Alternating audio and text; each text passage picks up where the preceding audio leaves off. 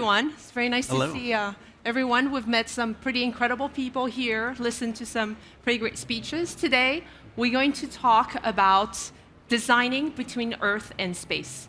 My name is Phnam Bagley. My name is Mardis Bagley. We have the same last name, not because we're brothers and sisters. We are married, and we work together. And what we do is that we run this company that turns science fiction into reality. So let's jump into it. Designing between Earth and space. I am an industrial designer, which is someone who designs products for mass manufacturing. And I'm also an aerospace architect, so someone who designs how humans are going to live in space. I, too, am an industrial designer, and I consider myself a futurist because I work with a lot of the latest technology and imagine what's coming next and help our clients do that as well. So as I say, our company is called Nonfiction. We turn science fiction into reality for a better future. And then we do this for the benefit of humans, the environment, and as a stepping stone for more innovation. These are a few of the companies we work with. You might recognize a few logos. We have clients on 4 continents and counting. Our company is about 7 years old, and we're having the time of our life. It's so much fun every day. And we merge disciplines. We know that design is not something that you do in a silo. At least we don't at Nonfiction. It's really important to merge these disciplines so we can enable meaningful innovation. We like to say, business enables change. Science validates magic, as we all know. Technology creates possibilities. Art triggers emotion. And then design fosters connection. And this brings all these different disciplines together to create beautiful, meaningful, relevant products for ourselves, our clients, and everyone around us. So what we're going to do during these 20 minutes is that we're going to travel everywhere. We're going to travel in the brain. We're going to travel in space. We're going to go to different places and tell you stories about how we bring innovation so everybody can have access to it. We're going to start with sleep. So who here sleeps well every night? Handful of people, all right? But most of us have some trouble, right? It's really hard to stay asleep or to fall asleep and to be focused the next morning. So here's a picture of an astronaut in space, sleeping or attempting to sleep. So what's going on is that they are putting their body in a bag, in a sleeping bag. Their arms are floating in microgravity. By the way, when you are aboard the ISS or on orbit, you are experiencing between 15 and 16 sunrises and sunsets a day. Your circadian rhythm is completely messed up, and your schedule the next day is packed to the max. So it's very hard for astronauts, trained astronauts, to live with this. So what we did is that we actually developed this wearable. This wearable will be available in about a month or 2. For all of us. It's not designed for astronauts, it's designed for people on Earth. But what it does is that we've developed it with UC Berkeley neuroscientists. It stimulates the prefrontal cortex in a very specific way using electricity. And what it does is that it teaches your brain how to fall asleep, right? There's a very specific brain pattern that happens before you fall asleep, and this is what it does. And then for the rest of the night, the brain knows what to do. It goes through all the different phases of sleep.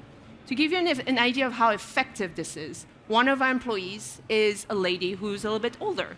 And her entire life, she's been experiencing insomnia. Could not sleep more than 2-3 hours at a time. And very groggy the next morning, could not focus. She became a beta tester for this product. And on night 2, she was able to experience 8 hours of sleep. 1 hour and a half REM sleep, 1 hour and a half deep sleep. That's exceptional sleep. She's been able to keep with this routine every night. She's been using this product. And you can be that person in about a couple of months. Excellent, Phnam. We like to say we empower the human body. Now, as we start to move from Earth to outer space, not everyone's going to be a highly trained astronaut. Not everyone is going to have to go through the rigors, both physical, mental, dealing with all the different stresses that one would need to travel to outer space. We're going to democratize outer space. People like you and I, all of us here, have the chance to go to outer space. and even Dr. Hawking, as we see. And what I love about this photo of Dr. Hawking is that you can see the smile on his face. You can see the glee, freed of gravity, probably for the first time in his life as he's taken this parabolic flight. But also, there's an opportunity to be freed, of the constraints of a wheelchair. All of us can be freed of many different things as we look towards space. So we need to democratize it in a way that we can deal with the rigors of outer space, this extreme environment. And we start here on planet Earth. What you're looking at is the world's first FDA-approved device for essential tremors. It's non-invasive. Prior to this, it was a deep brain surgery, very invasive, to help people with their essential tremors, a symptom similar to what we experience in Parkinson's, to use electricity as medicine to relax the nerves and allow them to go from a level 10 tremor down to level 1, and then start to live a more communicative life where they can start to write letters to their grandchildren, they can drink coffee again, they can do all these things that you and I take for granted every day. The beautiful part about this is it's designing with empathy. At our core, we're a human-centered design studio at Nonfiction. We get to do things like turn humans into superhumans, which is pretty crazy, right? So here you can see an astronaut working out. So as many of you may know, when you live in microgravity for a long amount of time, you lose bone mass and muscle mass, and it's very dangerous for your whole body system. So one way we can counter that is by working out 2 hours a day. That's a lot.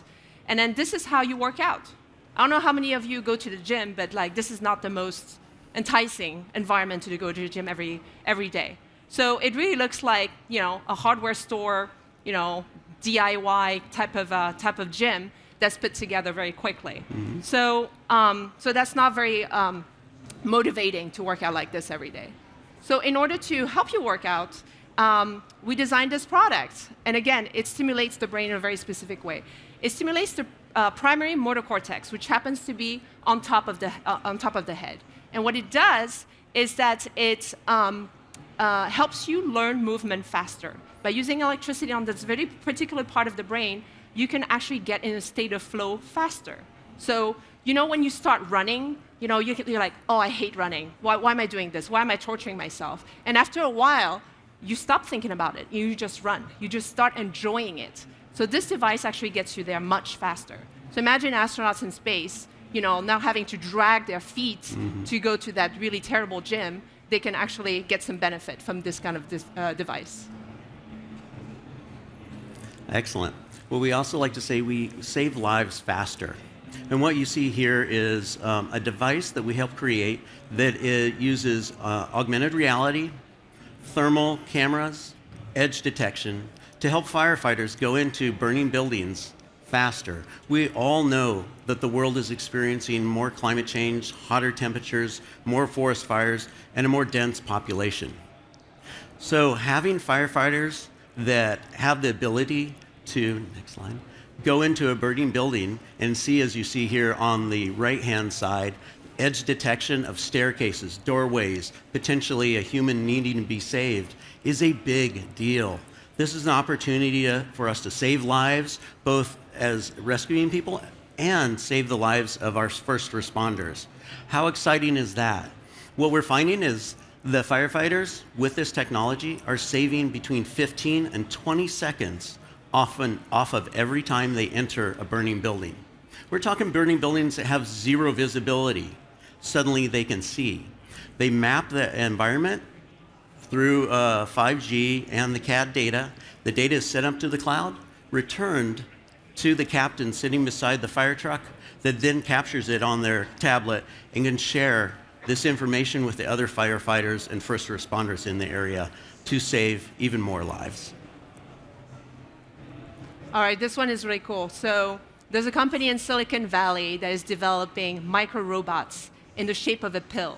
So imagine a hospital that you can swallow, right? So what this is it's a little camera that's connected to a propeller, and you swallow it, And then a doctor who might be on the other side of the planet can control that robot in your stomach, like running around like a video game, and then observe what's on the inside of your upper GI tract. And from there, they can diagnose very quickly and tell you whether or not you need to go to the hospital. So yeah, it's pretty incredible to see something like this small being developed right now. Obviously, we want to make it even smaller, even cheaper, and accessible to everyone on planet Earth. As we do this, I really stop and have to think, we have the coolest job on the planet. We really, really do. We get to step into the feet of other people and scientists and technologists, those 5 different disciplines that we talked about in the beginning, and understand them and grow from them and help other people enjoy the benefits of good design. So we heal the mind through psychedelics. We tend to work a lot with psychedelics, neurostimulators, neuroscientists a lot, but we also work with psychedelics in that what we're doing right now is we're creating a virtual reality experience for people that suffer from PTSD, deep depression, anxiety, as well as food disorders. And what we can do is we can create a beautiful world for them, a world that's somehow unnatural to us, but still very welcoming. We know that green spaces, outdoors, lowers heart rate and invites people in calmly and allows them to almost meditate. And this is what we do. We work with a therapist as well as a anesthesiologist to give people suffering from certain conditions a VR headset. We'll apply vibroacoustics, sound therapy, smell therapy, and a controlled infusion of ketamine to help reset the mind so they don't slip into the old habits of what their condition is. We start to allow the neurons to fire in different ways. Over 6 different infusions, 1 hour at a time, where we take them through a journey. The first 2 of the journey is dealing with the past and what that looked like. And then the next 2 are dealing with the present and kind of what's going on in their life, and then building towards the last 2, which are the 2 looking at hope and the future. And by the time we've gone through these 6 one-hour sessions, we've seen an extreme reduction in the condition that we're talking about, PTSD, anxiety, etc. And this also has another great side effect, if you will, that we use less anesthesiology for, did I get that right? Go for it. Okay. Less drugs. We use less drugs when people are going into therapy. When people are going into surgery, we found in other projects of our own that we use less drugs when you use VR. So distracting the mind, keeping people captivated really lowers the chance of addiction over time and increases the opportunity for recovery. So working in the field of space architecture, there's one main mission that we have. It is to make space more human. So for a long time, the space industry has welcomed all the impressive resume, ex-military, highly trained, multiple PhD type of people. But the future of space is going to welcome the whole of humanity.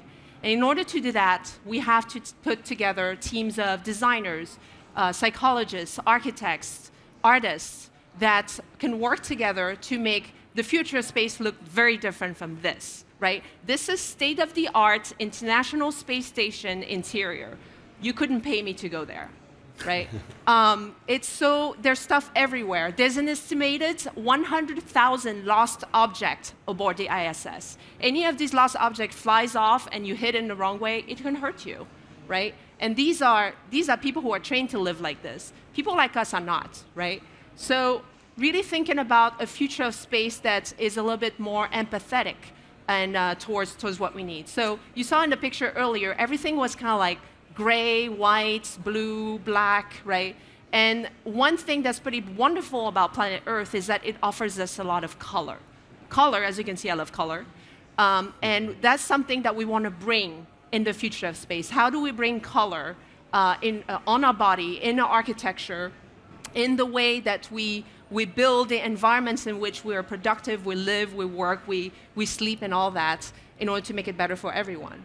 Actually, I'm going to come back here.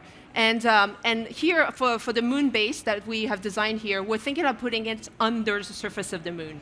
The reason for that is because the surface of the moon has extreme temperature differences between day and night that can have like really bad implications on the construction materials of the habitat. So this habitat is not made for like 2-3 people. It's actually made for quite a large number of people that will live on Mars, live on the moon, and work there. And so we have it underneath. Also, when you go into these natural structures called lava tubes that are already on the moon, the radiation exposure is a lot lower than it is on the surface. And so really thinking about the interior. So instead of having like stuff everywhere, like a stack up of cubes and tools and things like this, let's think about colors, let's think about textures, let's think about integrating nature in an environment that can actually supplement the needs that we have as humans. We are away from home. We're working in this environment that's so incredibly foreign to us. So let's bring a lot of that support through design. Why do we have to have straight lines everywhere? Why can't we have living environments that are very personable? Why can't we work out in an environment that looks more like you're running through a trail? Next, and the last project we want to talk about is food.